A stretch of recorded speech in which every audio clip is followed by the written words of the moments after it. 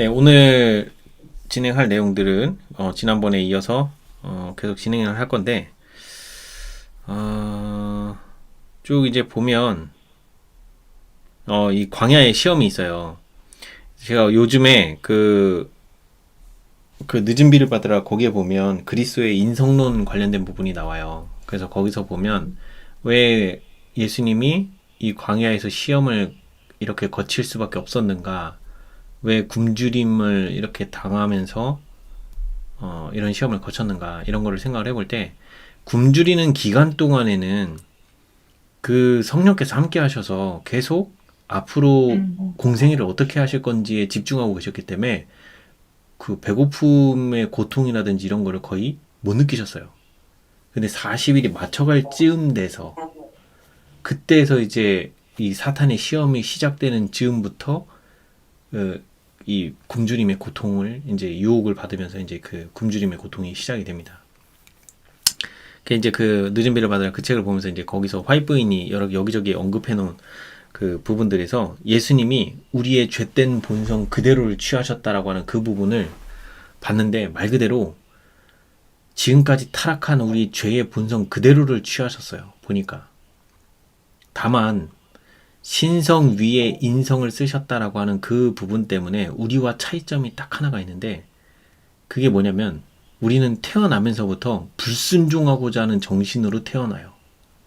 그것만 없는 거예요.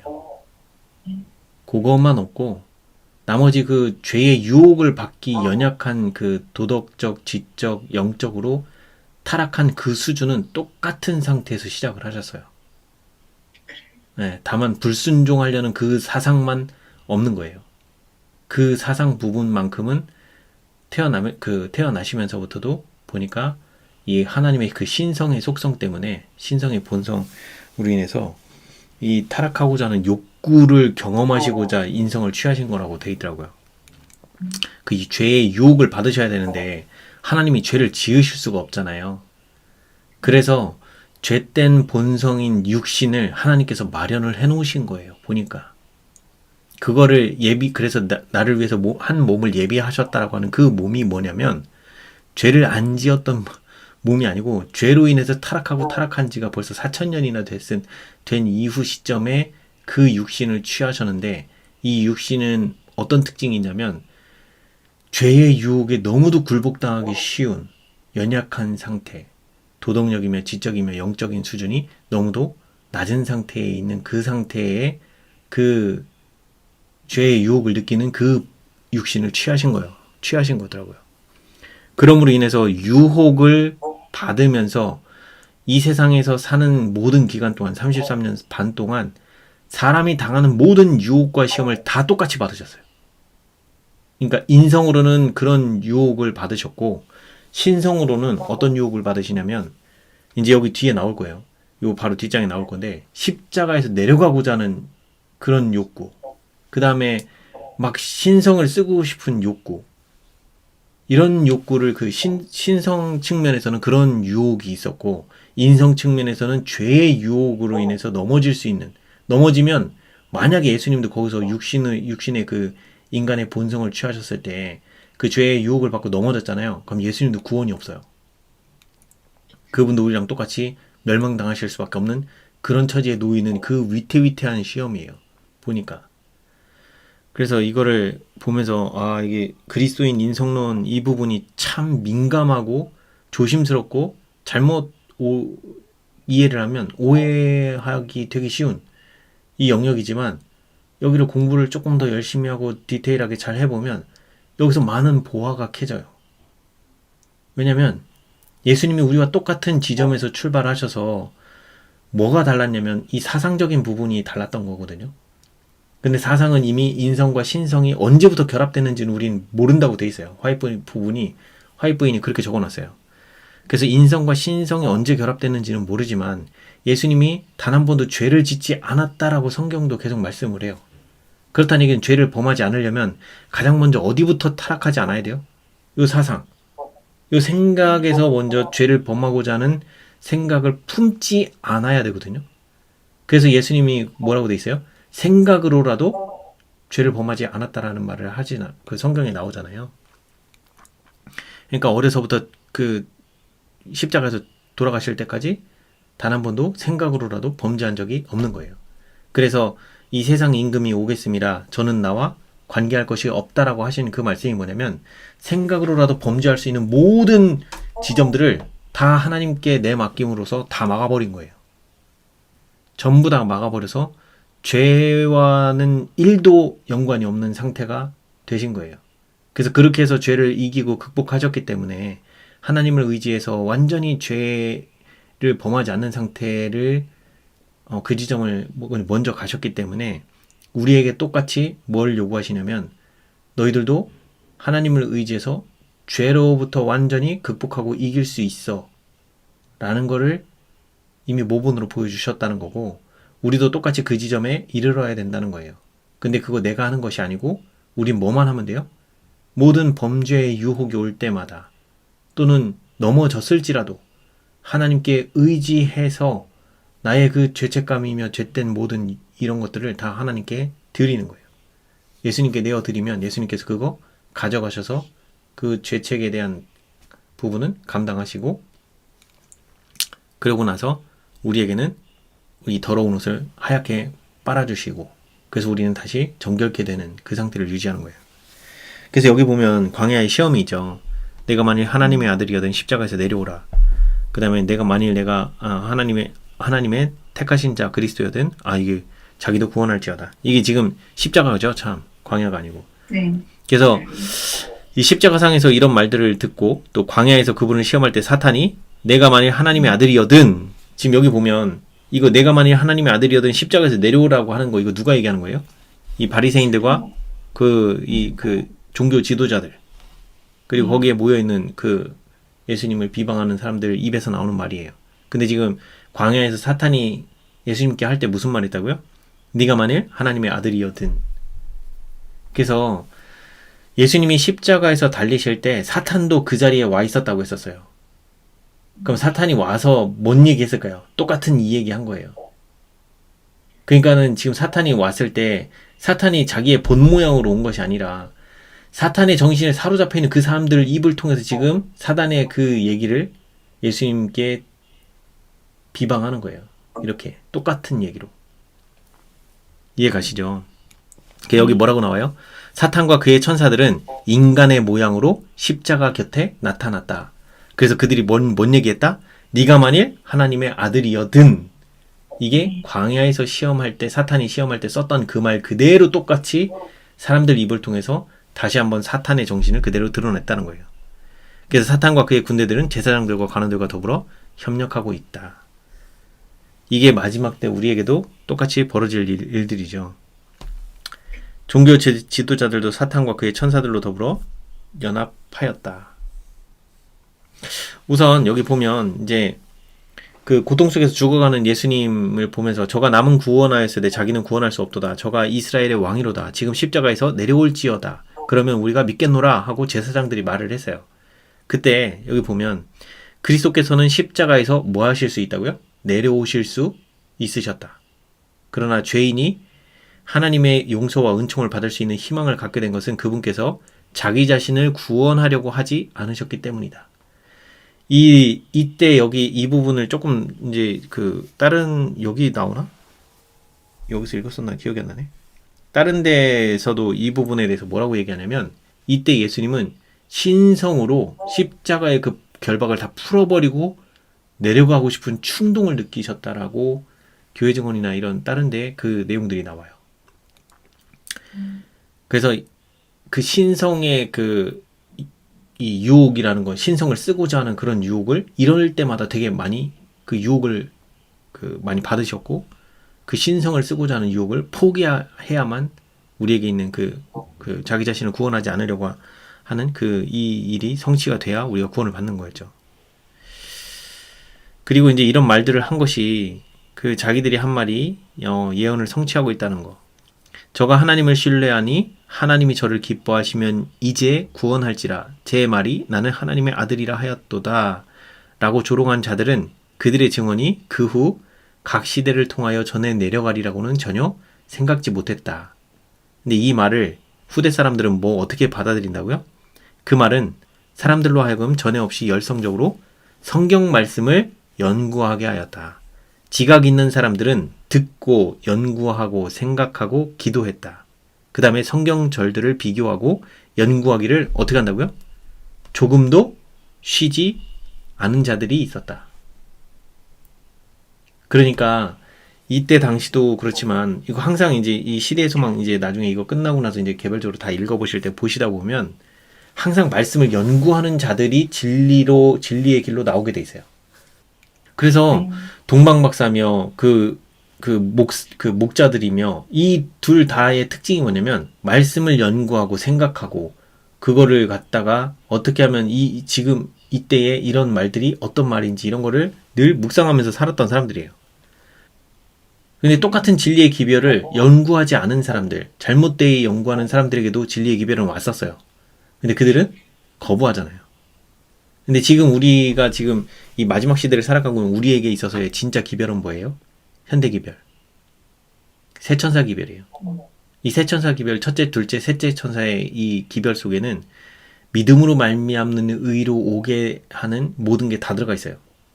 그래서 믿음으로 말미암는 의가 어떤 것이고 삶으로 어떻게 사는 건지 이것이 그 안에 다 내포되어 있어요. 그래서 그 안에는 그 죄된 습관을 버리는 개혁 작업, 그 다음에 이 건강개혁, 뭐 여러 가지 이런 삶에 있어서 하나님께로 가는 데 있어서 부정하다 싶은 모든 것들을 다 개혁하는 일들이 벌어지게 되고, 그 다음에 말씀을 연구하게 되고, 그러면서 내가 진짜 하나님 보시기에 어떤 진짜 죄인이라는 사실을 깨닫고 참된 믿음으로 말미암는 의의 경험 가운데로 들어가게 돼 있어요. 그래서 거기까지 인도되게 하는 현대 기별이 세천사 기별이에요. 그래서 이 세천사 기별을 이론적으로만 아는 것이 아니라 이론과 경험이 함께 되어져야 비로소 흔들리지 않는 믿음으로 설 수 있어요. 그래서 그렇게 하려면 어떻게 해야 돼요? 성경 말씀을 연구하는데 듣고 연구하고 생각하고 기도하고 자꾸 경험에 비추어서 또 이론에 비추어서 이것이 그런가 아닌가 살피는 일이 우리에게 지금 필요하다는 거죠. 자, 여기 이제 보면 이제 회개한 강도 이야기가 나요. 강도 이야기는 좀 이제 가볍게 좀 살펴보고 갈게요. 강도는 보면 그는 전에 예수님을 보았고 그분의 말씀을 들었고 죄를 깨달았으나 어떻게 했다고요? 제사장들과 관원들 때문에 예수님에게서 돌아서고 말았다. 그래서 이 사람이 어떻게 해요? 보면 그는 뭘 없애려고? 죄책감을 없애기 위해서 뭐 한다고요? 점점 더 깊은 죄에 빠져들어가 마침내 체포되어 죄수로 신문을 받게 되었다. 그래서 결국 십자가에 죽는 선고를 당하게 됐다. 죄책감을 예수님께 갖다 드리지 않으면 어떻게 된다고요? 내가 자꾸 하려고 하면 점점 더 깊은 죄로 빠져들어간다는 거죠. 그래서 재판정에서 구원받은 이 강도는 여기 보면 재판정에서와 갈바리로 오는 길에서 그는 예수님과 뭐 어떻게 했다고요? 동행했대요. 예수님과 동행하면서 오는데 오는 동안 이 사람의 입장에서 이제 읽어봐야 돼요. 내가 그에게서 아무 죄도 찾지 못하였노라 선언하는 빌라도의 말도 들었고 예수님의 거룩한 태도와 당신을 괴롭히는 자들을 불쌍히 여겨 용서를 베푸시는 모습을 보았고 그는 많은 위대한 종교가가 주 예수께 조소와 멸시의 말을 던지는 것을 십자가 위에서 바라보았고 그는 사람들이 조롱의 표시로 머리를 흔드는 것을 보았고 그는 행악자인 그의 동료가 그분을 비방하여 네가 그리스도가 아니냐 너와 우리를 구원하라고 하는 말을 들었고 그는 행인들 중에서 많은 사람이 예수님을 옹호하는 말을 들었고 그는 그들이 예수께서 하신 말씀을 반복하면서 그분이 행하신 일을 이야기하는 것을 들었고 이분이 그리스도라는 확신이 그에게 이 들은 내용을 종합해 보니까 그리스도라는 확신이 되살아난다는 거예요.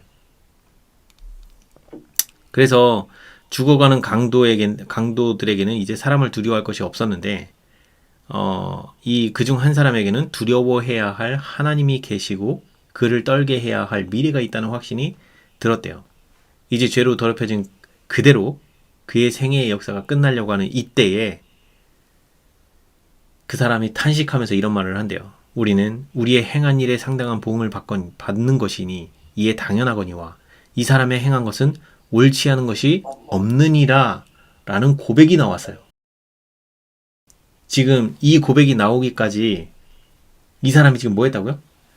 보았고 들었고 지금 사람들 그 예수님의 모습을 어떤지 보았고 주변에 하는 예수님에 대한 평가 어떤 사람들은 예수님을 어떻게 얘기하는지 그 다음에 제사장들과 이런 사람들 어떻게 비방하는지 그리고 자기가 십자가 갈바리까지 오는 동안 동행하면서 자기가 예수님의 그 일거수일투족을 다 보면서 왔어요.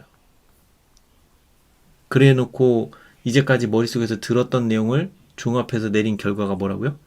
이 사람의 행한 것은 옳지 않은 것이 없느니라 하면서 뭐라고 확신했다고요?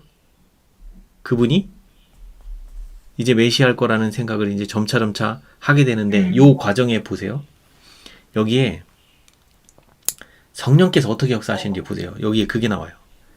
자기 죄로 인하여 정죄를 받을 때에 이 강도는 아무런 소망도 없이 절망에 빠졌으나 지금이 어떤 상태예요? 다 들었어. 들었고 이제 들은 마당에 이 고백도 했어요. 이 사람의 행한 것은 옳지 않은 것이 없느니라 이 고백도 했어요. 자, 지금은 이상하게도 부드러운 생각들이 떠오른다. 이거 누가 역사하시는 거예요? 성령께서 지금 역사하고 계신 거예요. 자, 보세요. 그는 예수께서 어떻게 병자를 고쳤고 또 어떻게 죄를 용서하셨는지에 대하여 들었던 것들을 좀 아까 들었던 것들을 뭐 한다고요? 모두 마음속에 회상해 본다. 지금 자꾸 성령께서 이끄시는 거 보이세요? 그는 예수님을 믿고 따라온 사람들이 울면서 하는 말을 뭐 했다고? 들었다고요. 그는 구주의 머리 위에 붙은 명패를 또 어떻게 해요? 읽어봤어요. 거기에 뭐라고 적혀 있어요? 유대인의 왕. 행인들 중에 어떤 이들은 슬퍼하며 떨리는 입술로 읽고 다른 이들은 농담과 조롱으로 그 말을 읽고 되풀이하는 소리를 들었대요. 근데 성령께서 그의 마음을 비추셔서 차츰 뭐 한다고요? 확신의 고리가 연결된다. 우리가 이게 내가 이 말씀 속에서 확신을 갖게 되는 이 지점으로 오는 거는 내가 하는 게 아니에요. 여기 지금 보이죠?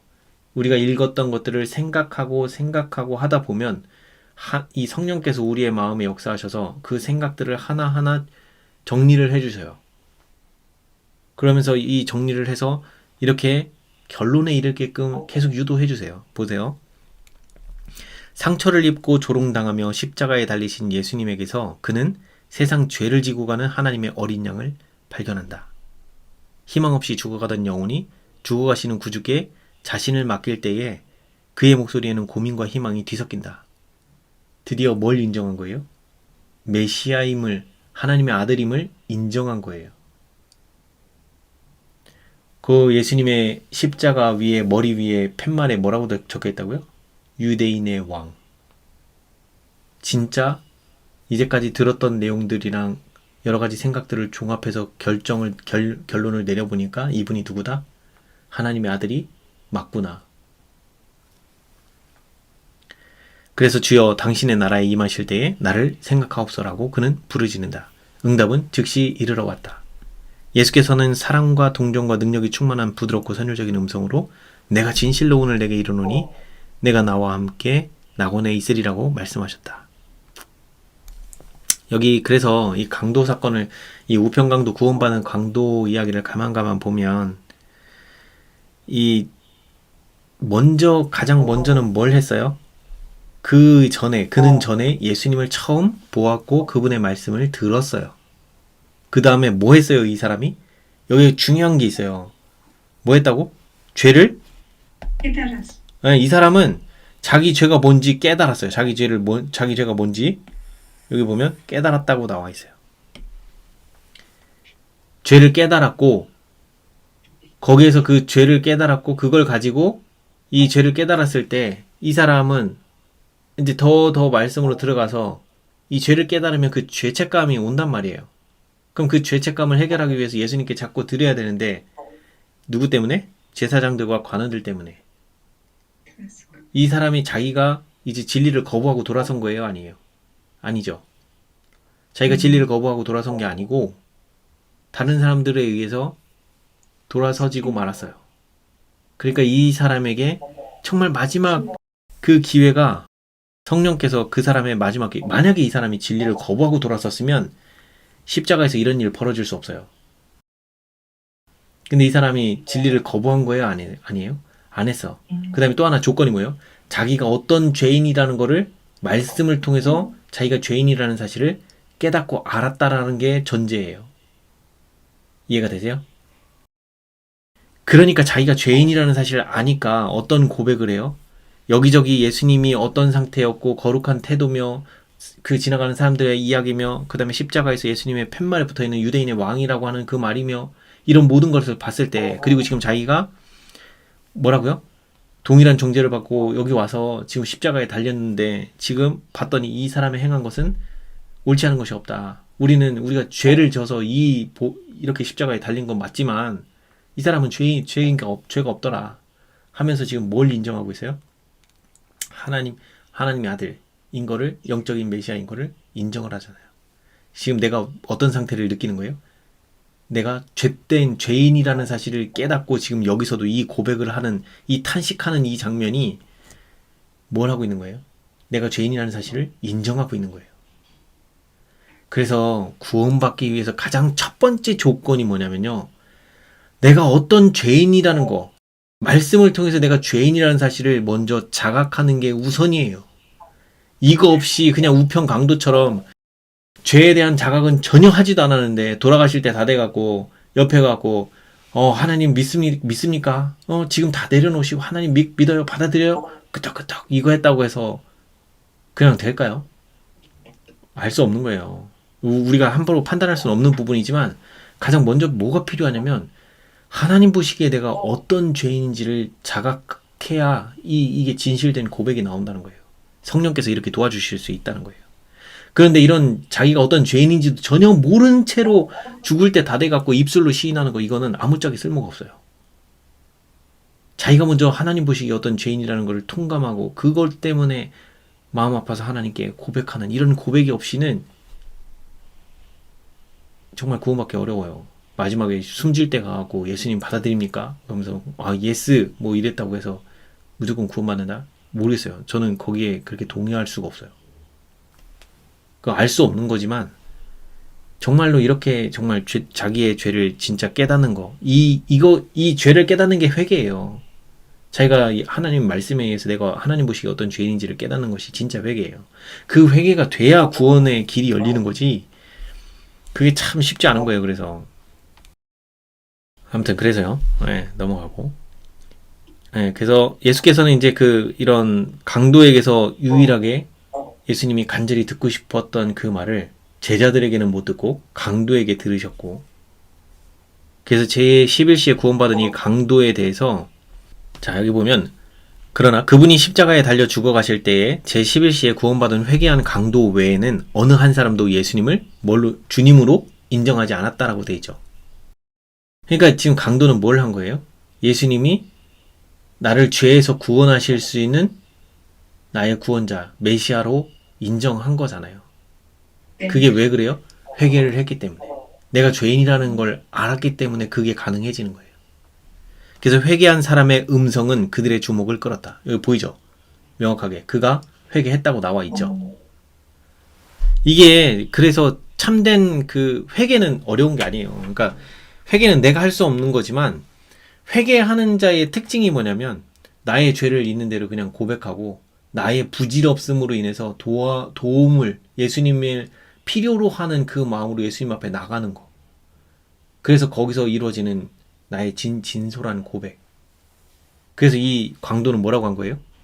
주여 나도 당신이 하늘에 들어갈 때 나를 잊지 말고 기억해달라고. 그 말을 하잖아요. 그게 뭐예요? 나 도와주세요. 하늘 갈 수 있게 도와주세요. 라고 하면서 진짜 고백을 한 거잖아요. 자 보세요. 회개한 강도의 마음을 잘 보셔야 돼요. 회개가 간합이 된 건지 안 된 건지에 대한 답이 여기 나와요. 여기 노란 거 보이시죠? 회개한 강도에게는 하나님께 간합된 뭐가 온다고요? 완전한 평화가 이르러 왔다. 그래서 우리가 왜 믿음으로 말미암는 일을 할 때 나의 죄책을 드리고 또는 그 유혹에 빠지려고 할 때 그때 예수님을 부르짖으면서 도와달라고 할 때 기다리고 인내하는 시간이 걸릴 수 있어요. 근데 그 시간이 지나고 나면 오는 게 뭐냐면 요거예요. 요 완전한 평화가 오는데 마음에 엄청난 기쁨이 와요. 이 평안이 오는데 이거는 경험해본 사람만이 알아요.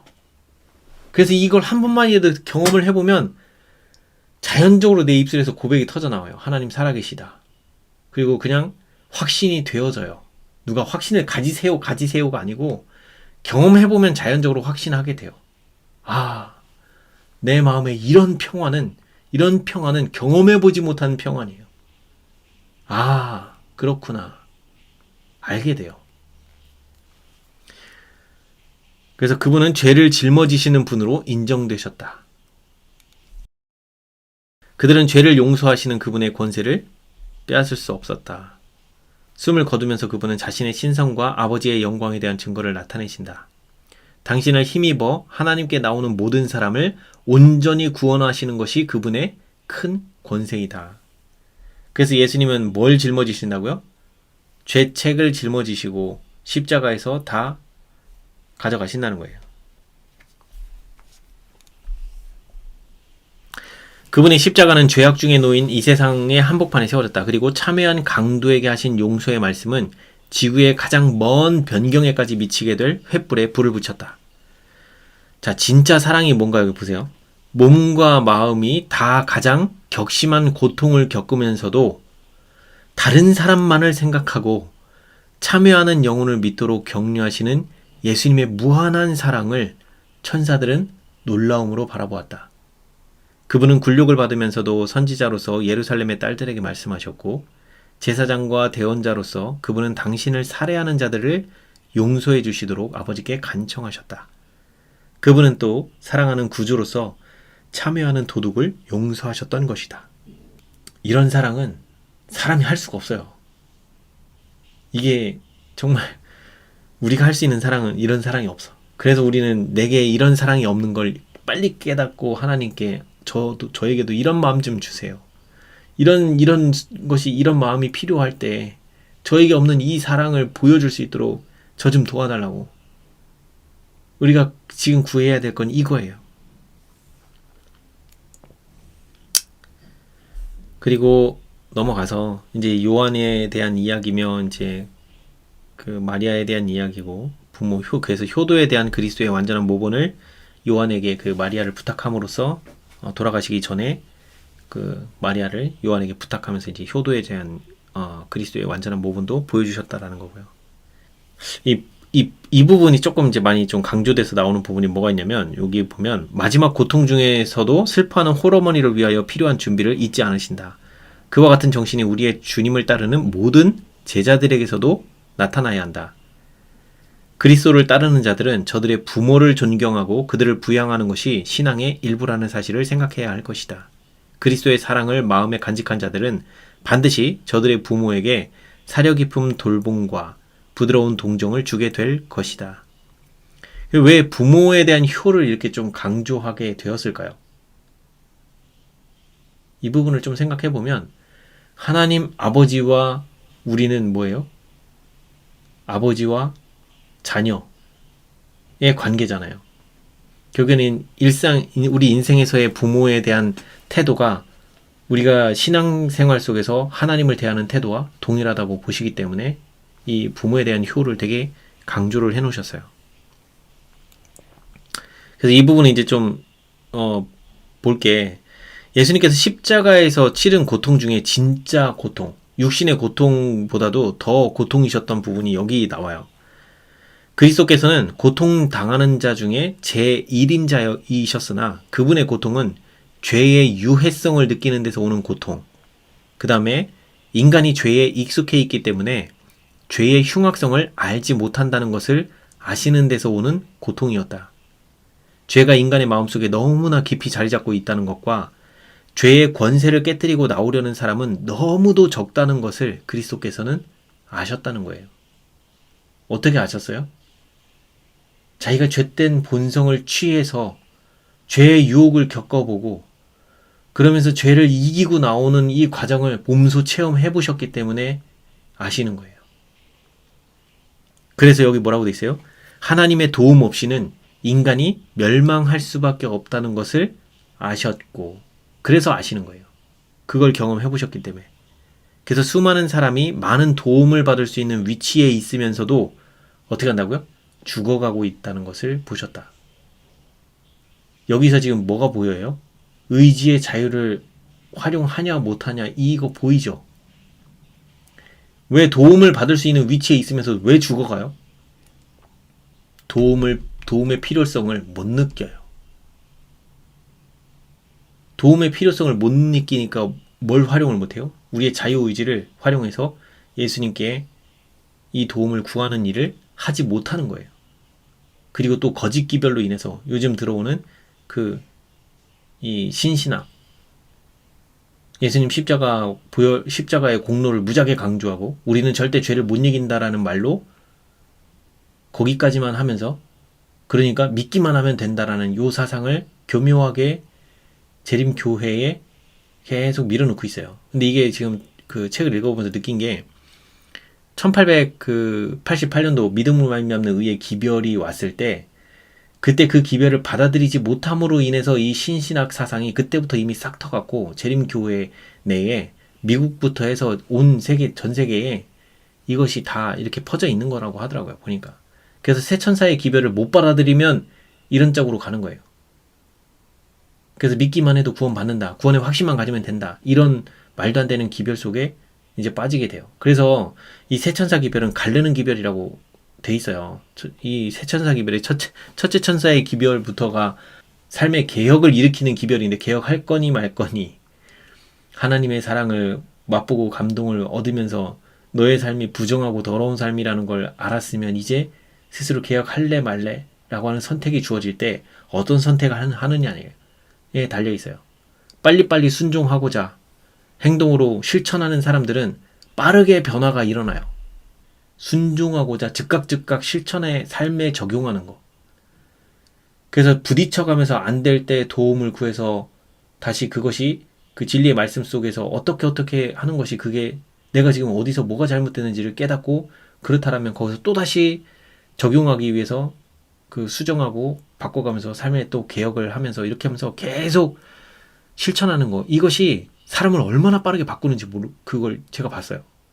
그래서 여기 산 증인이 있으니까. 그래서 여기 보면 대표적으로 여기 마지막에 있는 이 말씀이 하나님의 도움을 필요로 하지 않기 때문에 대부분이 멸망해요. 그러면 하나님의 도움을 필요로 하는 사람들이 이 하나님의 도움을 구하면서 나올 때 두 부류가 나와요. 하나는 에녹처럼 엘리야처럼 끝까지 달려가는 부류. 또 하나는 이 회개의 지점까지 나왔다가 거기서부터 자꾸 나태와 태만으로 타협해 가면서 뒤로 돌아서 거꾸로 떨어져 가는 경우가 있어요. 그러니까 회개했다고 해서 안전한 지점이 결코 없어요. 우리는 계속적으로 말씀을 읽고 삶에 적용해 나가고 오늘 그릇된 게 있으면 그거를 끊기 위해서 하나님께 기도하면서 나의 의지를 발동해서 이 약물고 죄의 유혹에서 돌아서기로 결정하고 행동까지 실제 그렇게 해 나가는 이 삶이 계속 이어져 나가야 돼요. 그래야 죄가 끊어지고 죄의 유혹으로부터 그 사단이 발판 삼으려고 하는 그 발판을 문 닫아 버리는 거예요. 예수님처럼 똑같이. 그래서 우리 지난번에 봤던 마태복음 5장 29절에 재림교 주석을 보면요. 재림교 주석을 보면 내 오른 눈이라고 하는 이 부분이 있어요. 여기 보면 죄가 삶 속으로 들어오는 통로인 감각신경계를 가리키기 위해 동기나 태도의 이면을 살핀대요. 그래서 대부분 죄의 가장 강력한 유인은 시각신경, 청각신경, 그리고 기타 감각신경을 통해서 마음에 이르러 온대요. 그래서 죄를 연상시키는 것들을 보고, 듣고, 맛보고, 냄새 맡고, 만지는 것을 거절하는 사람은 죄된 생각을 멀리할 수 있다. 아예 여기에 딱 정의가 돼 있어요. 그래서 여기서 우리 뭐 해야 돼요? 여기 바로 뒤에서 나오는 게 순간적으로 악한 생각이 자신의 의식에 번뜩일 때 그 즉시 그 악한 생각을 물리치는 사람, 이 악한 생각 내가 물리칠 수 있어요? 안 되죠. 그때 예수님, 저 이 생각 포기하기로 결심했어요. 가져가 주세요.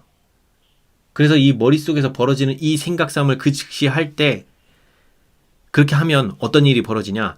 기회가 생겼을 때 죄를 범하도록 마음의 조건 반사를 일으키는 습관적인 죄된 사고 양식의 발달을 피해야 한다는 거예요.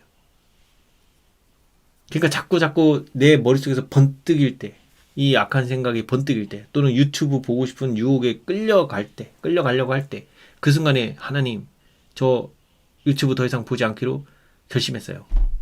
도와주세요. 하고 내 의지를 활용하는 거예요. 그러면 거기서 자연스럽게 삶의 개혁이 일어나는 거예요. 그래서 여기 이 부분은 아마 지난번에 우리 다 봤을 거예요. 그죠?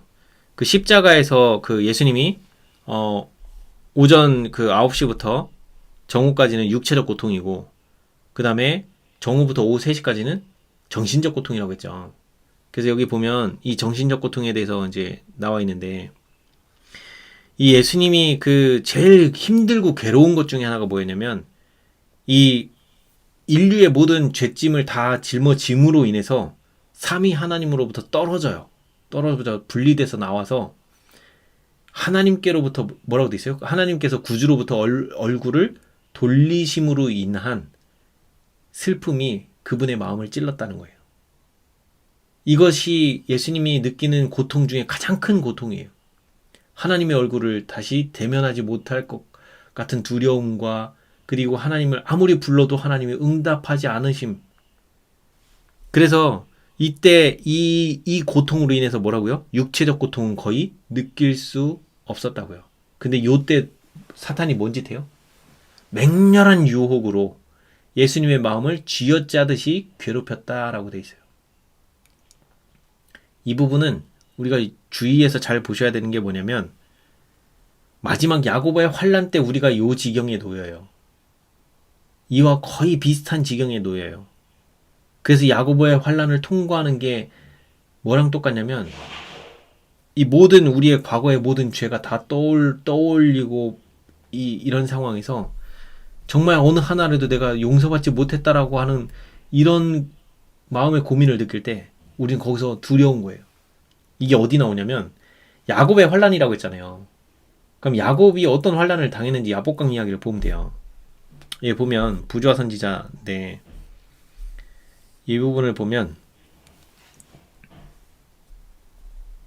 자, 이제 갑자기 거센 손이 그를 붙잡았대요. 갑자기 이제 거센 손이 그를 붙잡았어요. 야곱을 붙잡았어. 그 다음에 이제 야곱은 혼신의 힘을 다해서 싸웠으며 한순간도 노력을 늦추지 않았어요. 근데 자기가 싸우는 동안, 자기 생명을 싸우는 동안 뭐가 들어온다? 죄책감이 그의 영혼을 눌렀으며, 뭐라고요? 그의 죄가 뭐라고요? 되살아나. 이미 야곱은 형 에서를 속이고 장자권을 탈취하려고 했을 때 이미 베델에서 하나님을 만남으로 인해서 거기서 회개의 경험을 했단 말이에요. 그리고 나서 삼촌 라반의 집에서 20년 동안 뭐 해요? 성화의 경험을 하는 거예요. 자빠지고 넘어지고 일어나고, 그러면서 거기서 자기의 하나님을 의지하는 거를 더 깊게 하나님을 의지하면서 살아왔었어요.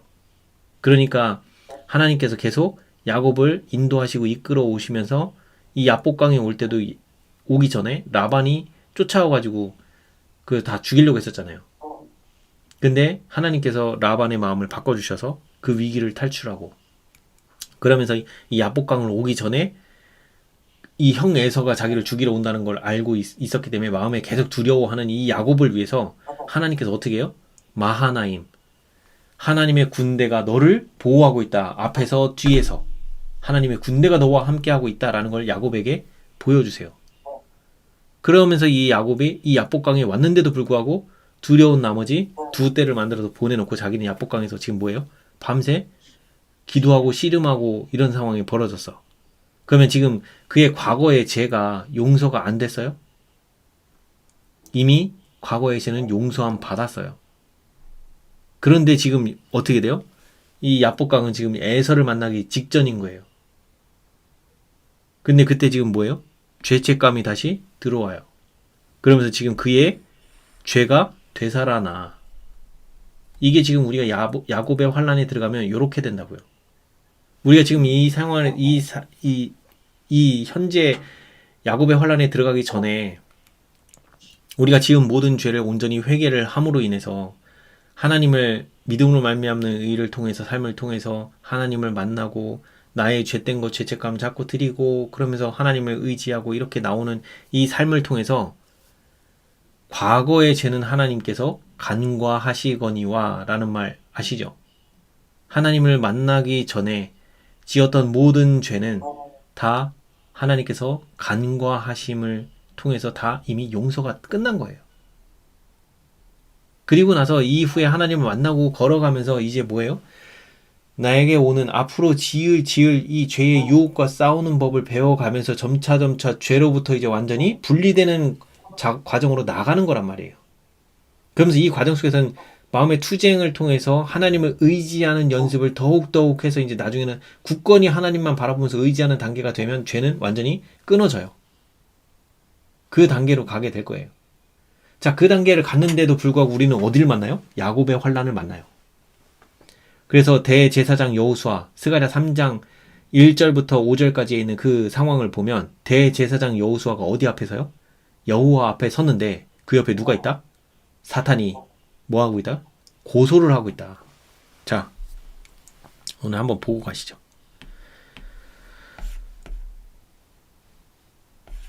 스가랴 3장 1절 대제사장 여호수아는 여호와의 천사 앞에 섰고 사탄은 그의 오른쪽에 서서 그를 대적하는 것을 여호와께서 내게 보이시니라. 여호와께서 사탄에게 이르시되 사탄아 여호와께서 너를 책망하노라. 예루살렘을 택한 여호와께서 너를 책망하노라. 이는 불에서 꺼낸 그슬린 나무가 아니냐 하실 때에 여호수아가 더러운 옷을 입고 천사 앞에 서 있는지라. 여호와께서 자기 앞에 선 자들에게 명령하사 그 더러운 옷을 벗기라 하시고 또 여호수아에게 이르시되 내가 내 죄악을 제거하여 버렸으니 내게 아름다운 옷을 입히리라 하시기로. 여기 보면 그 화이 주석을 보면 이 화이 주석의 참소자 그 3장 1절의 화이 주석을 보면 참소자라고 하는 부분이 나와요. 여기를 읽다 보면 뭐가 나오냐면 이 원수는 사람들을 죄 가운데 빠뜨리기 위해서 그의 온 힘을 다해서 일한다. 그 다음에 죄에 빠뜨리고 나면 그 다음에 그는 그들의 과거의 죄 때문에 그들은 자기 백성이 되었고 그러므로 그들에게 잔인한 짓을 할 수 있도록 허락해 주어야 한다고 주장한다. 이게 어디서요? 요 3장 1절이 뭐예요? 대제사장 여호수아는 여호와의 천사 앞에 섰고 사탄은 그의 오른쪽에 서서 그를 대적하는 이 상황에서 지금 주장하는 게 뭐다? 이거 주장하는 거예요. 그 옆에 서갖고 얘 과거에 지은 죄 이런 죄 있어요. 그러니까 얘는 내 백성이에요. 하나님은 죄인을 용서하시는 분이 아니잖아요. 그러니까 얘 내 백성이에요. 그러니까 내가 잔인한 짓 해도 돼요. 라고 하면서 옆에서 주장하고 있는 거예요. 그래서 4절에 보면 옷을 갈아입힘이라고 하는 이 부분이 있어요. 그 더러운 옷을 벗기라 라고 하는 그 얘기는 뭐예요? 이 사람이 진짜 회개를 했어. 회개를 하면 어떤 일이 벌어지냐면 내가 그의 죄를 도말하고 그의 죄를 가리워 줄 것이다. 나는 그에게 나의 의를 입힐 것이다. 그래서 그 더러운 옷을 벗기라 라고 하는데 그 더러운 옷 벗긴 건 어떻게 처리하냐? 그 더러운 옷은 없어졌다. 그리스도께서 내가 내 죄가를 죄하여 버렸다고 말씀하셨기 때문이다. 그 더러운 옷은 무죄하고 순결하고 거룩하신 하나님의 아들에게로 모았다고요? 전가되었다. 보이세요? 전가되었다. 회개를 함으로 인해서 죄를 전가를 함으로 인해서 이제 우리는 의의 옷을 입었어요. 그랬는데 우리는 성화의 과정 속에서 죄를 완전히 극복하고 이기는 그 거룩한 지점까지 이르는 동안에 아직도 남아있는 죄들이 있어. 이거를 자꾸 이 죄를 극복하고 이겨나가기 위해서 우리는 자꾸 넘어지고 또 죄의 유혹이 올 때마다 우리 뭐 해야 돼요? 그 죄를 자꾸 예수님께 전가하는 작업이 있어야 돼요. 그래서 내 옷이 깨끗해지는 거예요. 근데 이 죄의 전가를 요즘에 얘기를 해요, 안 해요? 요거 없이 구원받는다라고 하는 게 다 신신하게요. 예수님의 십자가를 통해서 우리 다 용서받았어요. 우리는 죄를 이길 수 없어요. 그러니 예수님이 십자가에서 이루신 걸 통해서 우리가 다 우리 죄가 사해졌다는 걸 믿으세요? 그러면 당신도 하늘을 갈 수 있습니다. 요게 지금 일반 일요일 개신교에서 하던 얘기인데 이미 재림교에도 이게 지금 파다하게 퍼져 있어요. 이 얘기를 하는 사람들이 뭘 얘기 안 하냐면 요걸 얘기 안 해요. 죄의 전가를 해야 되는 이 부분에 대해서 얘기를 안 해요. 안 하는 게 아니라 못 하는 거예요. 경험이 없어서. 이게 뭔지 몰라서 얘기를 못 해요. 죄를 어떻게 전가시키는 건지. 그냥 회개하면 죄가 전가된다. 그냥 이 정도 수준에서만 알지 이거에 대한 깊이 있게 이거를 바르게 깨닫지 못해요. 재현되는 경험 여기 보면 뭐가 나오냐면 이 사단은 진정으로 죄를 회개하는 사람들을 수치스러운 자리에 놓아두려고 한다. 여기 회개하고 하나님 앞에 마음을 겸비히 하고 죄를 용서하시는 구주께 뭐를 해요? 죄를 자복하고 용서를 받은 사람들에게 여기 보이죠? 요게 회개예요. 여기 회개의 정의가 지금 어려워요? 어려운 게 아니에요. 회개는 우리가 나의 죄를 가지고 이 죄를 용서해 주시는 예수님께 죄를 가져다 드리고 그 앞에서 내가 왜 이 죄를 지게 됐고 그래서 내 마음이 지금 어떤 상태인지를 이실직고 하는 거예요. 그리고 그렇게 한 그 기도가 간합될 걸 믿어요. 그리고 내 마음에 평안을 얻을 걸 믿는 거예요. 하나님께서 주실 걸 믿는 거예요. 왜? 죄만 가지고 가면 무조건 예수님께서 용서를 해주신단 말이에요. 그리고 다시 같은 죄를 범하지 않기 위해서 나의 삶이 어떻게 되겠어요? 더 그 죄를 짓지 않기 위해서 더 말씀을 통해서 자꾸 깨어 있으려고 하는 나의 노력이 계속 수반되겠죠. 그러면서 계속 유혹이 올 때마다 하나님을 의지하려고 하면서 실패하더라도 또 의지하고 또 이 오뚜기처럼 일어나서 또 의지하고 이런 일들이 계속 우리 가운데 벌어질 거예요. 그런데 이 부분을 가지고 악용을 해서 내가 계속 죄 지어도 예수님께 갖다 드리면 되지 뭐. 이거 하면서 계속 고의적으로 죄를 짓죠. 그러면은 내 양심이 나의 고소자가 돼서 양심이 찔려서 가지고 가기가 점점 어려워져요. 고의적으로 계속 죄를 범해보세요. 이거 쉬워지나? 어려워져요. 어려워지면서 나중에는 안 해요. 그래서 진짜 예수님 앞에 죄를 가지고 갈 수 있는 사람들은 어떤 사람들이 가져가는 거냐면 하나님의 사랑을 말씀을 통해서 감동받고 마음에 깨달음을 얻고 하나님이 이런 사랑을 가지신 분이라는 거를 내가 마음으로 받아들인 사람들이 이 죄를 예수님 앞에 가져가는 걸 두려워하지 않고 가져갈 수 있어요. 다시 야곱의 이야기로 돌아와서 이 야복강에서 야곱의 환난을 겪을 때 그의 죄가 되살아났고 그래서 이 하나님께로부터 떨어져 나갈 것 같은 이런 궁지에 몰려 있었어요. 자, 이때 야곱은 베델에서 돌베개를 베고 잤을 때 꿈꾸었던 그 사다리의 꿈을 통해서 야곱이 서원을 했었죠.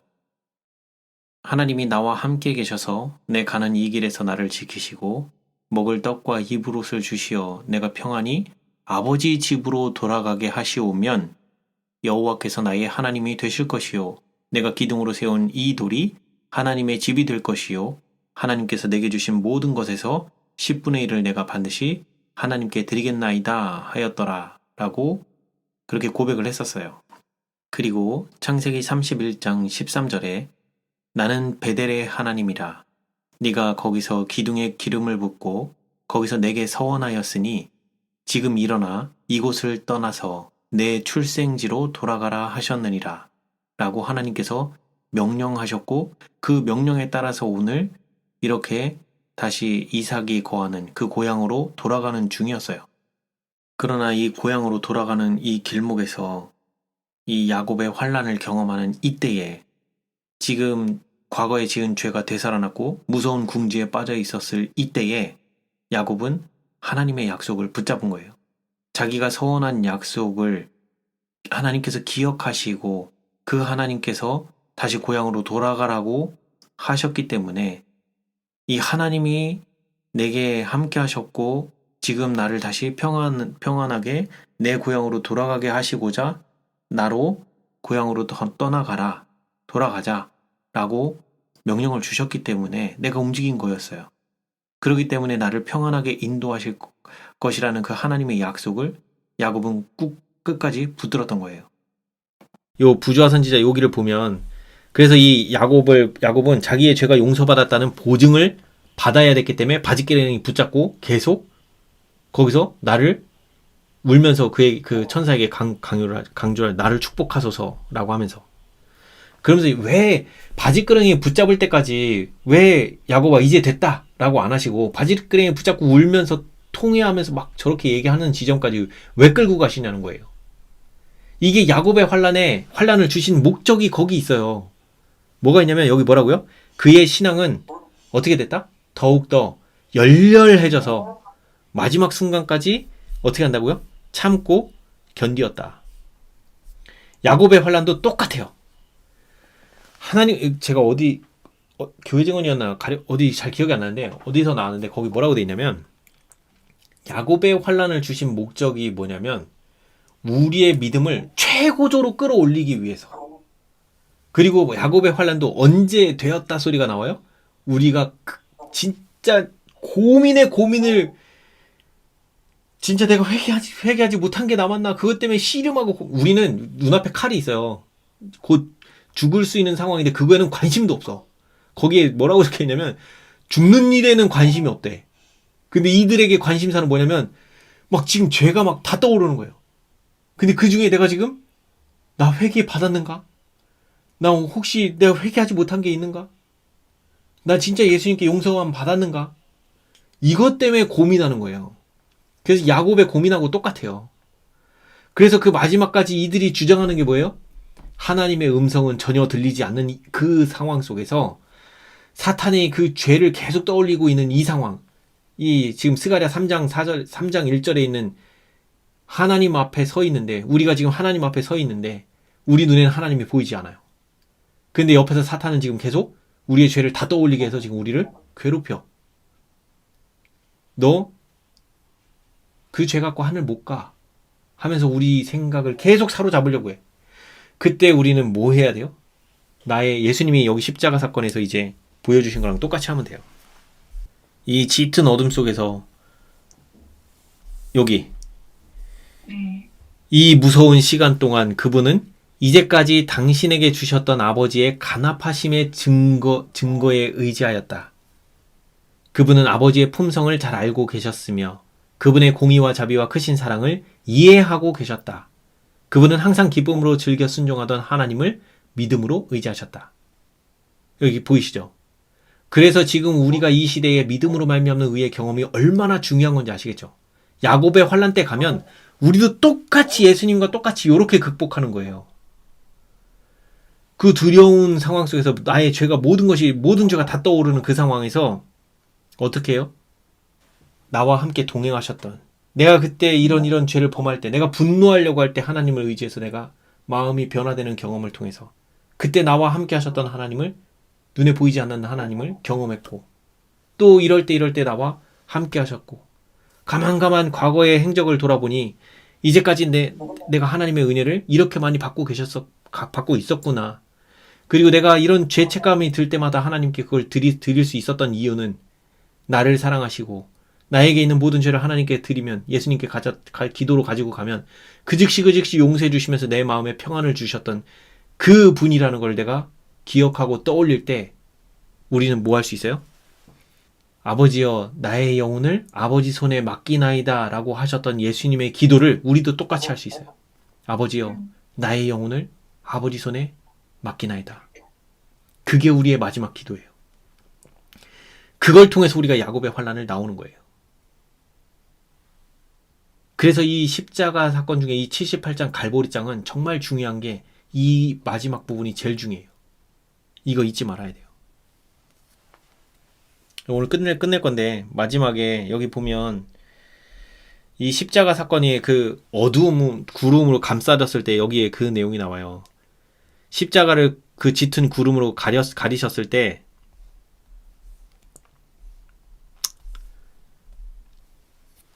하나님의 임재가 가려졌고 예수님께는 절대 하나님의 임재가 나타나지 않았어요. 그리고 이 십자가 근처에 하나님과 그분의 거룩한 천사들은 전부 다 어디에 있었다? 십자가 곁에 전부 다 와 있었다. 아버지께서는 아들과 함께 계셨으나 뭐라고요? 그분의 임재는 나타내지 않았다. 하나님께서는 짙은 어둠으로 당신의 아들이 당하는 최후의 인간적인 고민을 가리셨다. 고통 중에 있는 그리스도를 본 모든 사람은 그분의 신성을 확신했다. 한번 인간에게 보였던 그 얼굴은 결코 잊혀지지 않았다. 그리스도의 얼굴은 무죄와 침착과 자비심, 곧 하나님의 형상을 그대로 다 나타내셨다. 여기 보면 하나님 아버지도 고통받고 있는 부분이 보이죠.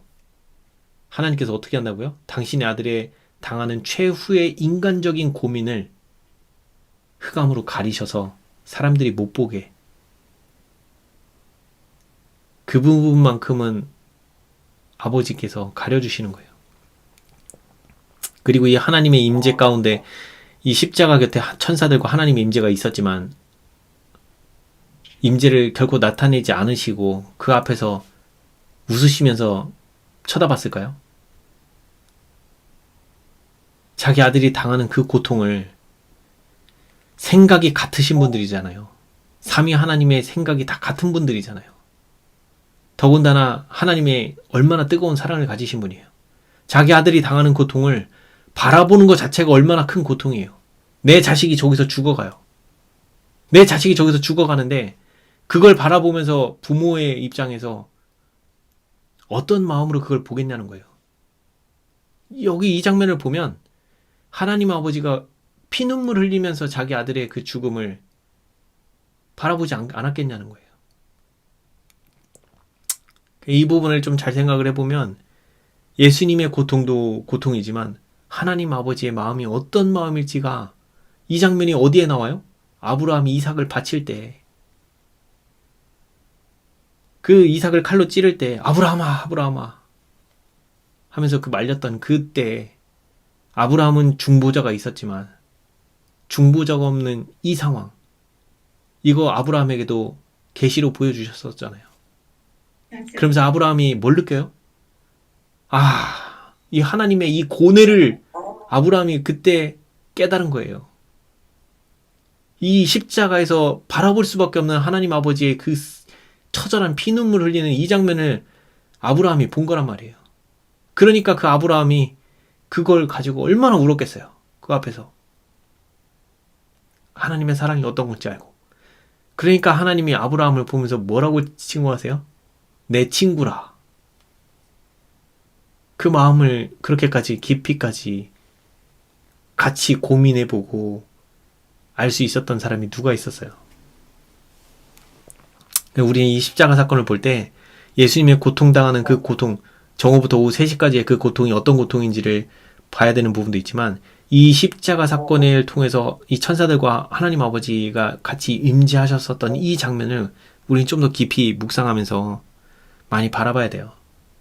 그러면서 하나님이, 이 하나님의 아들이 이와 같은 죄악의 짐을 지기로 동의한 것은 다 누구를 위한 거다? 나를 위한 거다.